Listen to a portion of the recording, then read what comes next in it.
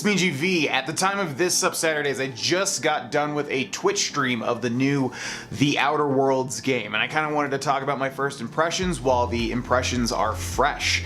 Before we get into that though, I want to remind you all that we're doing a special VR Oculus Rift S Asgard's Wrath stream. The date has moved. We're doing it on November 8th, which should be Friday.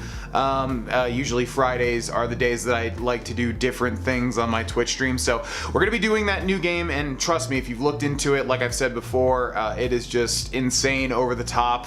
There's a lot of hype around it, and so I'm excited to cover it. So again, we're gonna be doing an Asgard's Wrath Oculus Rift S stream on November 8th, which is gonna be Friday. I will remind you on the Saturdays before that one, but mark it on your calendars, or just hopefully get excited for it, because it should be a lot of fun. I absolutely love VR. So The Outer Worlds, my voice is completely shot here. I've been recording so much Fallout New Vegas and so much streams, and boy, I'm just getting this problem where like my throat constantly has a frog in it, but I'm gonna try to pump out this video nevertheless. Yeah, we just completed a, let's see, I went until about 10 o'clock p.m. Mountain Time from 4 o'clock p.m. Mountain Time, so about a 6-hour stream of The Outer Worlds, which, by the way, if you want to check out that stream, I upload everything a week later over on the GV Stream Archive YouTube channel, which is below.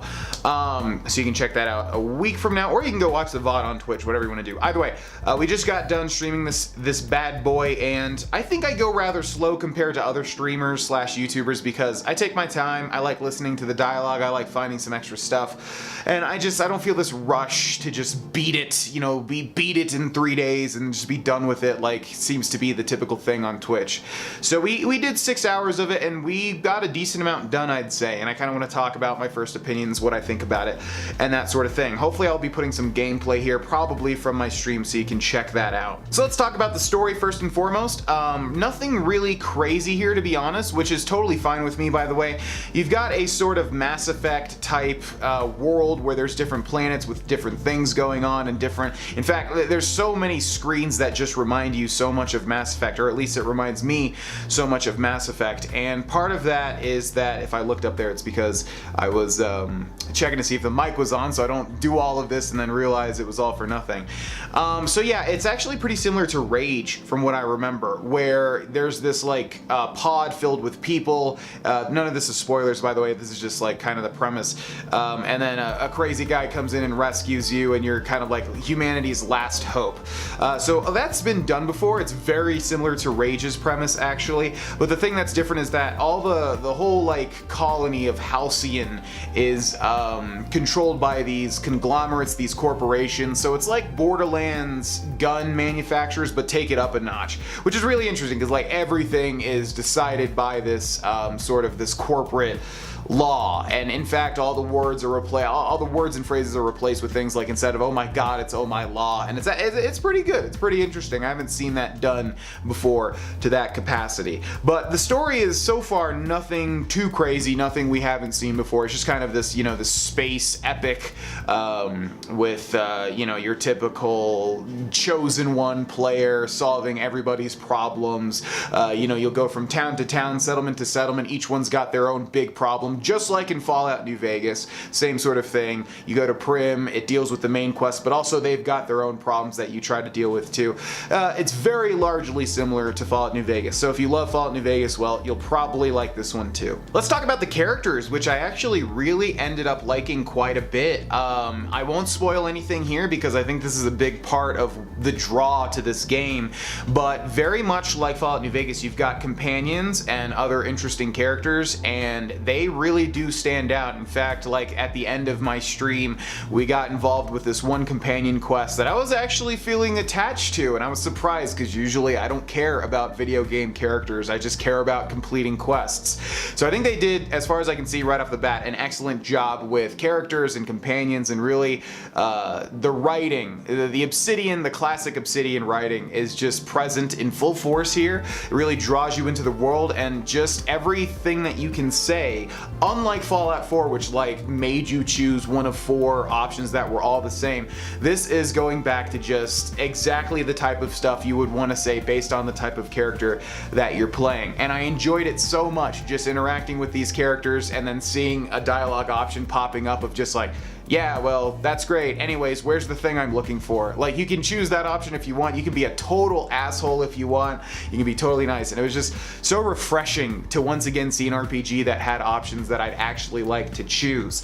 So that, in conjunction with the characters that were pretty good, I would say, since it involves space, I was maybe hoping for a little bit more character variety so far, but maybe that comes in later. Right now, it's just mostly humanoid type just humans, but maybe there's some like really interesting stuff to come. I'm not too sure. We did get, I think, about 4 out of the 6 companions, or at least we met them, or at least we're notified about them, so we'll see where that goes. But so far, just the writing is fantastic and just exactly what a Western RPG fan wants. Let's talk about gameplay. So gameplay honestly was maybe about half the stream. Half the stream was just dialogue, going through dialogue options, picking different responses, exploring the world, and then half of it maybe was gameplay, if that. Honestly, gameplay was the least amount of thing that I did with my time with the Outer Worlds. It's your typical fare. I mean, you can choose melee, you can choose guns. It's very similar to Fallout New Vegas in just that those seem to be the main 2 sources of damage, whether you're using pistols or long rifles or a big like cosmic hammer or whatever, which is something that I found to really enjoy. I don't know, nothing really new here. I noticed that mods seem to be a big part of this. I was constantly unlocking mods for the suits and for the weapons that I was using. So I didn't get too in depth into that. If you've watched my channel, you probably know that I'm really not that big of a fan of mods in both gameplay and also in actual mods for video games. Yeah, it was your pretty standard fare. Nothing too stand out, to be quite honest, but I could just be, scratching the surface. It could be super incredibly in depth, but from what I saw, just a lot of pistols, your automatic rifles, a shotgun here and there, with kind of different energy, with different ammo types, and then you have your melee weapons, swords and hammers, and you could apply mods to all of those and repair them and tinker with them and do stuff like that. So nothing crazy new. I wouldn't be surprised if the combat just kind of supplemented the crazy story and the in-depth writing and the the world building and all of that sort of thing. And the last thing I want to talk about here is potential. So we barely scratched the surface. Like I said, I go rather slow, I think, compared to most people playing video games, just because I like really exploring all my options and exploring everything. But there was a solar map, a star map of all these different places that we could go. Just based on the environments that I had seen, this game seems to have so much potential in like all of the different aspects that I've talked about.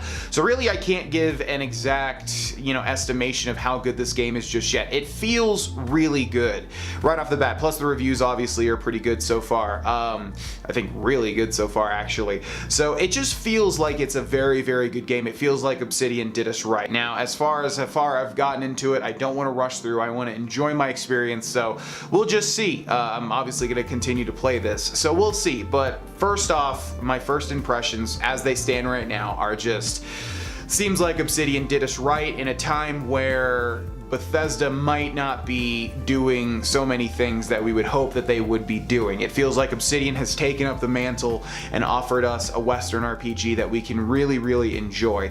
So my first impressions are very, very positive. I obviously need to get into the thick of this game and explore more of it, but just I really don't have any complaints. I'm trying to even scratch my head right now and think about maybe what stood out as a negative, and I don't really think of anything other than the combat just being pretty standard for the most part. But I mean, nobody plays Fallout New Vegas and Fallout 3 for just the combat, right? I mean, we've gotten that experience in other games. So I don't know, I really do recommend it just based on what I've played so far. And if you want to watch me play through it, well, I stream it on Twitch, hopefully every Monday, Wednesday, Friday, from 4 p.m. to 9 p.m. Mountain Time. So That's about everything that I can talk about just now. Thanks so much for watching. If you watched the stream, and again, if you want to watch the VOD or want to watch the uploaded video, it'll be uploaded on the GV Stream archive a week from yesterday. And if you want to watch it on the VOD, it's there right now. But, and then if you want to watch future streams, go follow my Twitch channel, which is also in the description. Thank you so much for watching. Again, we'll be doing an Asgard's Wrath VR Oculus Rift S stream on November 8th, which is going to be Friday.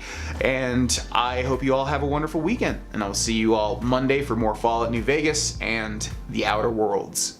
Bye-bye.